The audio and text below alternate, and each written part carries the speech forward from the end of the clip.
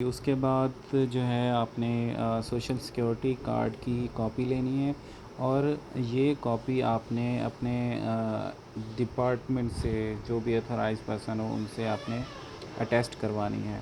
अच्छा, उसके बाद आपने EOBI ये कार्ड है उसकी भी कॉपी स्कैन करवानी है। उसके बाद अपॉइंटमेंट लेटर। अच्छा, ये जो अपॉइंटमेंट लेटर्स हैं पहले मैंने भी ऐसे किया था कि अपॉइंटमेंट लेटर बनवाया था मैंने फैक्ट्री से ही, लेकिन वो फॉर्मेट उन्होंने एक्सेप्ट नहीं किया था। इस अपॉइंटमेंट लेटर का फॉर्मेट उन्होंने अपने वेबसाइट पे दिया हुआ है। आप वेबसाइट में इंटर होंगे तो वेबसाइट में डॉक्यूमेंट्स या दस्तावेज़ात की जो टैब है उसको ओपन करेंगे तो उसमें आपको अपॉइंटमेंट लेटर का उसने जो फॉर्मेट है वो दिया हुआ है। उस फॉर्मेट को आपने जो फैक्ट्री या जो फर्म है उसके लेटर हेड पे प्रिंट निकाल लेना है। फिर उसके बाद उसको जो अथोराइज मतलब कि ऐसे कैसे जो एम्प्लॉयर है उसकी जो डाटा होगा वो उसमें पुट करेंगे और उसको तस्दीक कर देंगे। अच्छा, उसके बाद है certificate from head of administration. अच्छा, ये जो फैक्ट्री का जो जो एडमिनिस्ट्रेशन है उससे ये सर्टिफिकेट बनवाना होता है और इस सर्टिफिकेट का भी हमारे पास फॉर्मेट दिया हुआ है, तो इस फॉर्मेट को भी आपने डाउनलोड करना है। ठीक है, उसके बाद आ जाती है ये सारा स्टूडेंट्स के डॉक्यूमेंट्स हैं।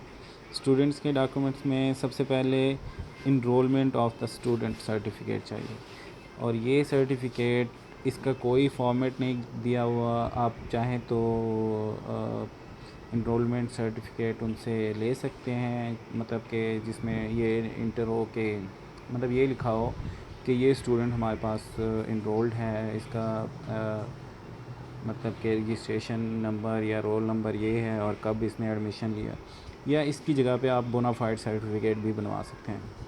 ठीक है, उसके बाद है सर्टिफिकेट फ्रॉम एजुकेशनल इंस्टीट्यूट। अच्छा, इस ये जो डॉक्यूमेंट है इसका हमारे पास फॉर्मेट उसने दिया हुआ है। अच्छा, ये फॉर्मेट जो दिया हुआ है इस फॉर्मेट को आपने मतलब उसी फॉर्मेट का आपने प्रिंट लेना है। उसमें मतलब के स्पेसेस दी हुई हैं, उन स्पेसेस पे आपने अपना नाम, रजिस्ट्रेशन या जितनी भी क्या कहते हैं इंफॉर्मेशन रिक्वायर्ड है वो आप उसमें पुट कर सकते हैं, उसमें कोई चेंज नहीं कर सकते। अच्छा, उसके बाद है certificate of registration of institute. अच्छा, ये जो रजिस्ट्रेशन जैसे कि फैक्ट्री की रजिस्ट्रेशन सर्टिफिकेट होता है कि फैक्ट्री किस नंबर से रजिस्टर्ड है, या इनका जो रजिस्ट्रेशन सर्टिफिकेट होता है, इसी तरह इंस्टीट्यूट का भी रजिस्ट्रेशन सर्टिफिकेट होगा जो HEC की तरफ से उनको मिला होगा। तो ये भी आप रजिस्ट्रार से या फिर आप हेड ऑफ़ डिपार्टमेंट से मांग सकते हैं। इसकी भी कॉपी आपको ईज़िली अवेलेबल हो जाएगी। उसके बाद है previous result attested bye head. आपका जो प्रीवियस सेमेस्टर था या प्रीवियस ईयर जो भी था उसका रिज़ल्ट आपने कॉपी करना है, कॉपी करवाना है। उसके बाद उसको हेड ऑफ़ डिपार्टमेंट या ऐसे कह सकते हैं हेड ऑफ़ इंस्टीट्यूट से आपने रजिस्टर उसको अटेस्ट करवाना है। उसके बाद फ़ी इक्विवेलेंस सर्टिफिकेट। फ़ी इक्विवेलेंस सर्टिफिकेट हमारा जो पहले हम लोग बनवाते थे उसमें बहुत सारी चेंजेस थी। अब इन लोगों ने अपना फॉर्मेट दे दिया है, ये फॉर्मेट भी आपको वहाँ से मिल जाएगा। आप इसको डाउनलोड करके ये फ़ी इक्विवेलेंस सर्टिफिकेट बनवा सकते हैं और इनमें कोई चेंजेस नहीं करनी, आपने जैसा उन्होंने दिया हुआ है वैसा ही बनवाना है। उसके बाद ओरिजिनल पेमेंट वाउचर, जो बैंक में आपने पेमेंट की हैं उनके वाउचर्स।